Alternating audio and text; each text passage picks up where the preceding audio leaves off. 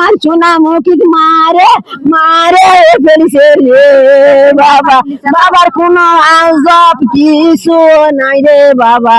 এখনো সম্পর্ক আছে ওই একটা মেয়ের সাথে, ওই ছেলে হিন্দুর মেয়ে, সে ওই মেয়ের জন্য অনেক অত্যাচার করে, মারধর করে, অনেক কিছু করে। আমি এখন দাঁড়িয়ে আছি মালদা উপজেলার কুসুম্বা ইউনিয়নের গায়হানা কৃষ্ণপুর গ্রামে। এখানে গৃহবধূকে পিটিয়ে হত্যার অভিযোগ উঠেছে। গৃহবধূর পরিবারের পক্ষ থেকে যেটি জানানো হয়েছে, দিনের যে কলহল তাদের মাঝে লেগে থাকে, এর আগে বিভিন্নভাবে তাদের এখানে বিচার সালিশ করা হয়েছে, কিন্তু মেয়ে পক্ষ থেকে দাবি করা হচ্ছে তাদের জামাই সে পরকীয়াতে লিপ্ত থাকার কারণে এই নির্যাতন মাঝে মধ্যেই হতো এবং তাকে মারধর করা হতো। এর আগে মেম্বার চেয়ারম্যান এবং স্থানীয় গণ্যমান্য ব্যক্তিদের দিয়ে অনেক কয়েকবার সালিশের ব্যবস্থা করা হয়েছে, কিন্তু তার প্রতিকার না হয়। এক পর্যায়ে তারা ধারণা করছে গত রাতের কোনো এক সময় তাদের জামাই উজ্জ্বল তাকে পিটিয়ে হত্যা করেছে। বাবা কোনো হুঁশ জ্ঞান নাই, বাবার আমার দেখছি এটি খাম এটি ফুলে। আমি বলেছি জি আমার সারালে বোধাই তুমি মারিছে, বলছে আমি কিছুই বলিনি রে বাবা। আমি বলেছি আমার সারালোক না মানলে আমার সারাল কোনো সময় এরকম ভালো হবে না রে। বাবার মুখো থাক দেওছি, বাবার পায়ে থাক দেওছি, বাবার কোনো আলা। মেলা রকম মারধর করে সবাই, শাশুড়ি স্বামী দেওরে সবাই মারধর করে তাক বারবার এইভাবে দরবার বিচারও ৫-৭ ফিরা বসা হয়েছে।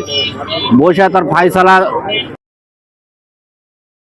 মিলিয়ে দিলে আবার দিয়ে পাঠানো হলো সে বাড়ি যাওয়ার পরে এই মারধর করতেই থাকে, মানে অত্যাচার নেওয়া তার বাড়িতে আসার পরে আবার বুঝে সুঝে আবার নিয়ে যা থুয়ে আসা হয়।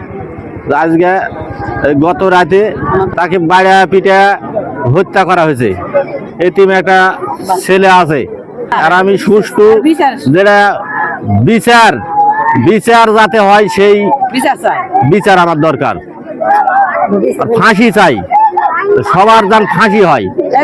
জেসমিন আমার বোন বারবার এরকম নির্যাতন করতো, অনেক মারধর করতো। আর শাশুড়ি ছিল খারাপ, আর স্বামী শ্বশুর ওর বড় ভাই সবাই খুব খারাপ ছিল, থাকার জন্য বহুত নির্যাতন করতো। কিন্তু বাচ্চা কাচ্চা হয়ে গেছে বিধায় নির্যাতন সহ্য করে এতদিন যাবত ছিল।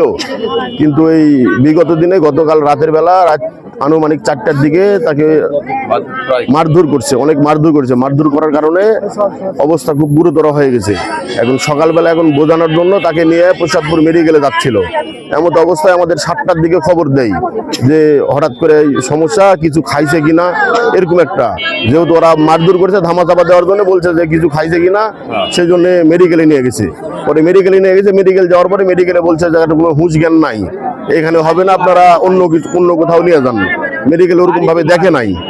তারপরে মেডিকেল একজন ছিল, বলছে যে না জ্ঞান ট্যান পাওয়া যাচ্ছে না। তারপর একজন মনে বুঝ দেওয়ার কারণে সেখানে থেকে ফেরায় রাজশাহী মেডিকেল কলেজে নিয়ে যাওয়ার উদ্দেশ্যে রওনা দেওয়ার পথে গেটে যাওয়ার পরে ওইখান থেকে সংবাদ হয় যে না অরিজিনালি মারা গেছে, ভিতর ওখান থেকে লাশ এখানে নিয়ে আসা হয়েছে। দূরের কারণে মৃত্যু হয়েছে। অরিজিনালি মারা গেছে কিন্তু বাড়িতেই মারা ধরে রুম করে মারা ফেলেছে। এই হত্যার প্রতিবাদে মেয়ের পরিবারের পক্ষ থেকে তার বিচারের দাবি জানানো হয়েছে। ফজলুল করিম সবুজ, মান্দা, নওগাঁ।